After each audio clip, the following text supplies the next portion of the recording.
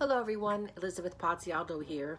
Thank you so much for listening to my story. I'm tonight going to read you chapter 5, and the story's starting to wind up. You're going to find out a lot about the characters in these next two chapters, which set off their adventure and the series. The next book, of course, is The Last Aria, and that is a bigger story, more detailed, more recipes, set in the charming community of Romney, West Virginia. And if you don't know it, it's a little piece of heaven in West Virginia, hidden by so many things they kind of keep secret, but you'll be in the know. Anyway, chapter 5. It had gotten dark and very cold. Barbara had lit her small gas fireplace and had gotten a call from Cathy, who was coming over and bringing a surprise. She sounded very excited and would not take no for an answer. Barbara was about to make dinner when the doorbell rang. Thinking it was Cathy, she went to open it. Standing at the door was William, her new neighbor. Opening the door, she asked him to come in. "I'm sorry to bother you, but I was wondering if you had any old red wine. Something that's been opened would work fine. I was working on a nice stew and realized all I had was some Chardonnay, and every time I use the Chardonnay, the soup gets too tangy." Just as Barbara was about to answer, Cathy came bustling up the walkway. "Hi, William, this is my friend Cathy. Cathy, this is William." "Hello." William held out his hand to shake, but Cathy was desperately trying to hold on to two overflowing grocery bags. "Here," he said, "let me help you with those." He took one and almost dropped it. "Oh, be careful with that one," Cathy said. "It contains a very special bottle of wine." "Does it now?" William laughed and carried the bag inside. Cathy followed behind and Barbara closed the door. Looking at William, she said, "Let me go look for some other wine for your stew," and left for her pantry. Setting the bags on the small kitchen table, Cathy proceeded to unpack, putting the contents on the table. "I'm going to make a little appetizer. I don't cook actually, but today I feel empowered." William smiled and looked at the ingredients on the table. There was brie, pecans, a jar of cranberry chutney, and a thin loaf of French bread. "Barbara gave this chutney to me for Christmas last year. She also gave me the instructions on how to serve it. I just found the instructions. I was cleaning out my desk, and when I found them, well, I'm so excited. She doesn't know what I'm up to." Barbara came from her small pantry with a bottle of Cabernet that she had opened earlier in the week. It had a vacuum cork on it to keep it from going bad. "This ought to make a great addition to your stew." He took the bottle from her and looked at the label. "Mandible Ridge," he chortled. "That's a new one to me." She laughed. "I found it at Marbella's Market. I think you may be surprised at the depth it has to offer even after it's been opened. I'm sure it will be great. You know, I was going to invite you to try the stew, but didn't realize you had plans. Perhaps you both would come. I'd love to have some company. I've got a great big fire going in the kitchen." Barbara and Cathy looked at each other and laughed. "I'll bring the appetizers," Cathy said, looking down at all her ingredients. Barbara looked too, laughed again. "Guess I'm not cooking tonight after all." It was about 20 minutes later when Cathy and Barbara rang the doorbell to William's home. It was a nice-sized brick home built in the early 40s, which was 30 years older than Barbara's home, one of 25 homes built in the 70s. William's house was one of a kind, built to last and full of charm. A boxwood hedge lined the walkway to the front porch. The front doors were beautifully made of oak and stained a dark brown. After a couple of minutes of waiting, Barbara pulled the large acorn knocker and allowed it to fall into the large metal oak leaf. She lifted it again, and the front porch light came on. The door opened, and there stood William, wearing a tan chef's apron. The house was toasty warm, and the fragrance of a rich lamb stew wafted along with William. He smiled. "Guess what I'm cooking?" Cathy blurted out, "Boy, I don't know, but it smells heavenly." Barbara breathed in slowly through her nose and said, "Well, I know it has wine in it, and I'm guessing lamb, maybe, with some currants and jalapeno." She was teasing him now. She really wasn't sure about the ingredients, but she had Cathy going. "Wow, you can tell all that?" Cathy asked. William laughed. "That would be some trick, especially since it isn't lamb. There are no currants and definitely no jalapeno." Barbara looked at him. "No lamb? Okay, it's lamb, but you're not even close on the rest." He took their coats and hung them on a beautifully carved wooden hall tree. "Come on in." They followed him into a very large kitchen, where indeed there was a huge fireplace burning with intense heat. I threw some locust wood in there. It's good for putting out heat. He offered them a seat at a marble counter that overlooked the area where he was preparing breadsticks. The dough had been rolled into long sticks that were totally covered with herbs and sesame seeds. They need to rise for about 10 minutes before I bake them. Wow, Cathy said, a man who bakes. She climbed onto the stool and placed her tray holding her brie, chutney, and French bread in front of her. I need to heat up the brie and the chutney in your microwave. He pointed her to the counter behind her and said, help yourself. Cathy placed the glass plate holding the brie into the microwave for 2 minutes. Once hot and bubbling, she removed it from the microwave and placed the jar of chutney in the microwave with the lid removed and heated for 1 minute. She poured the hot chutney over the brie and topped the chutney with buttered and salted pecans. Voila, she exclaimed. Would anyone like an appetizer? She arranged the slices of French bread around the melted cheese with a wide spreader knife. She smeared the brie, chutney, and pecans liberally onto a slice of the bread. She looked at them both and said, to your health, and took a slow bite, oohing and awing the entire time. Both Barbara and William dug right in and all oohed in unison. I know you don't have any wine, so I brought some. Can you guess what it is? She smiled as he put his hand to his temple as though he were reading her thoughts. I'm getting an image here. Yes, I see it starts with an M. Could it be Mandible Ridge? You're pretty smart. A lucky guess, he said as he went to get the glasses and a corkscrew. As he tended to the wine, Barbara looked around the kitchen. There was a large commercial stove she had seen the movers unload. It was enormous. On it was a large copper pot covered simmering over a low flame. A beautiful wooden cabinet door stood wide open, revealing various sized bottles containing herbs and spices. Beautiful to look at from a cook's standpoint, and an impressive collection by anyone's standards. A tiny jar of saffron stood at the forefront. There was star anise, cardamom pods, mustard seeds, multicolored peppercorns, sumac, a large jar of dried onions, and a very small, skinny bottle holding vanilla pods. And that was just the front row. Truly a cook's toy store. And here's the picture of the cabinet full of spices. I had a lot of fun taking that picture. Turning towards the fireplace, Barbara saw many framed photos lining the mantel, family photos of what looked to be his parents. She walked over to the fireplace to look more closely at the photos. In one, his parents were standing together with William in the center. In another, William was standing in front of the Metropolitan Opera with his arm around a very robust-looking woman. Barbara smiled. She didn't look his type at all. William walked up behind her and handed her a glass. That is Karina Montara.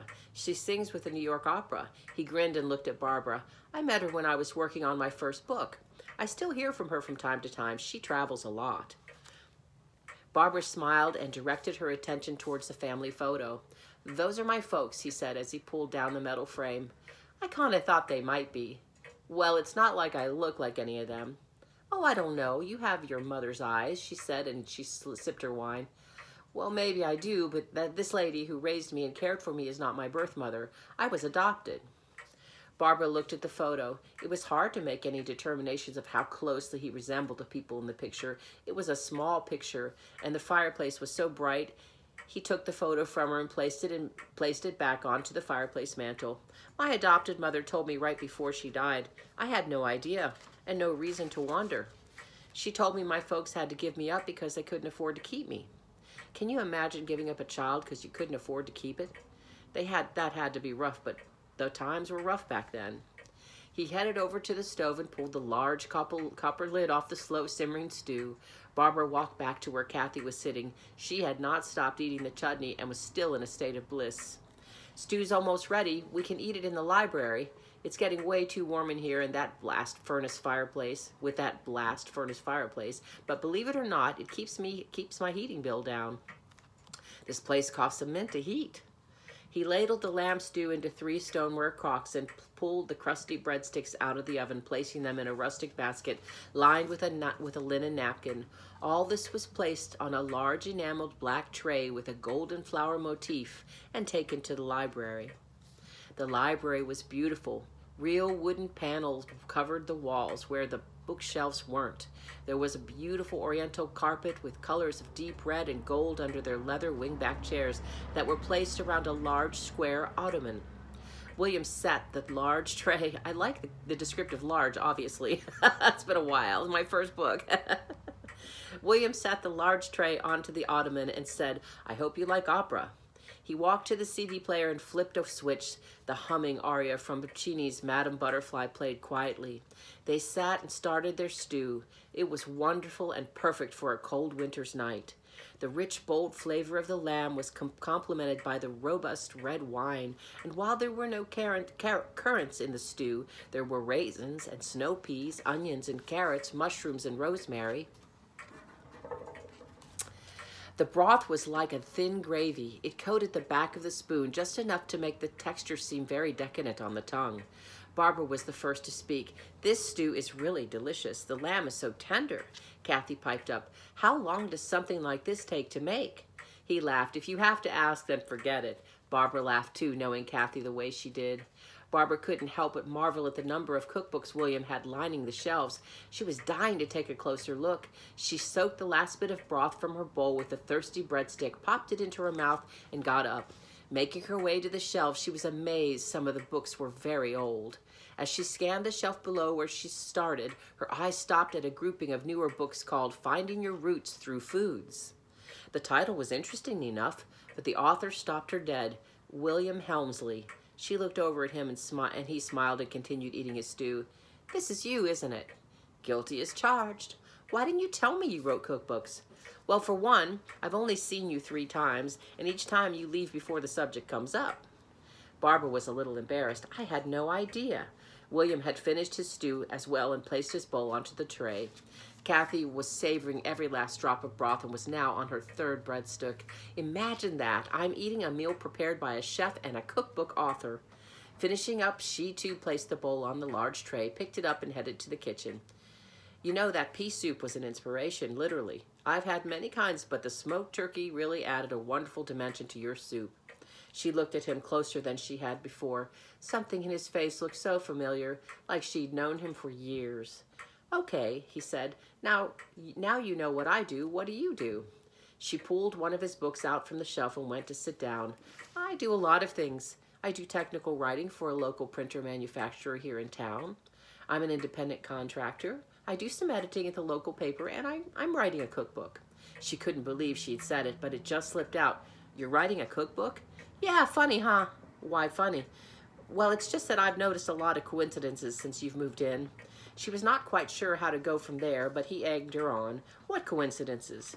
"Well, you cook soups and I cook soups. You write cookbooks and I'm writing a cookbook, and you were making a venison jerky this morning, and I was just looking at a very old recipe that called for venison jerky, and I didn't know where I was going to get it. Then you tell me you're making it. It's just too many things." She felt as though a weight had been lifted, but at the same time she had said too much. He looked at her. "What old recipe were you looking at?" He settled in a chair beside her. Barbara told him about the books she had inherited from her mother. He was enthralled. "Imagine that you come from a long line of cooks with a documented history of family recipes. That's incredible. Look at the title of my book." She looked again at the title, Finding Your Roots Through Foods. "I've spent my entire writing career trying to find out who I was by the foods I craved and their origins, but you have an entire set of books telling you exactly that. Now that's a coincidence."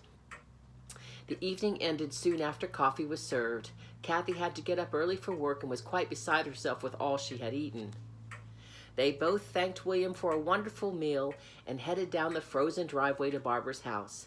After unlocking her car, starting the engine, and turning on the heat full blast, Cathy looked at Barbara. "That was fun, wasn't it?" Barbara smiled. "Yes, I had a good time. He really knows how to cook, and imagine that, a cookbook author." Barbara wasn't really focusing on what Cathy was said. She was tired, and her mind was full of things to think about. Seeing this, Cathy gave her, turning the page here, gave her a hug and told her to get inside before she froze to death. Cathy watched as Barbara ascended the slope that led to her front door. Once the door was open, she turned around and waved to Cathy, who headed out of the driveway and slowly up the road. It was cold in the house compared to William's home. She turned the heat up and started a kettle for tea. Being so cold, the house tended to be very dry. Tea was the only thing that saved her from dehydration. Just as she was about to sit at her desk, the picture brightened. It was the same photo she had seen last night. Her mother stood at the top of Grandma B's stairs holding a baby. Barbara and her sister Jean wore dresses in all their baby pictures, but this baby was dressed in pants. But who was the baby? Strangely, there was no vocal message with this picture. The image faded, her tea was gone, and sleep was calling her to bed. And there's the lamb stew recipe. Thank you for sitting with me. Remember, these books can be purchased at Anderson's Corner or the Hampshire Co-op in Romney, West Virginia, or you can order them by going to my website, which is theoperasinginchef.com. The books and my recordings of music are for sale there too. Thank you and have a very good evening. See you tomorrow for the very last chapter.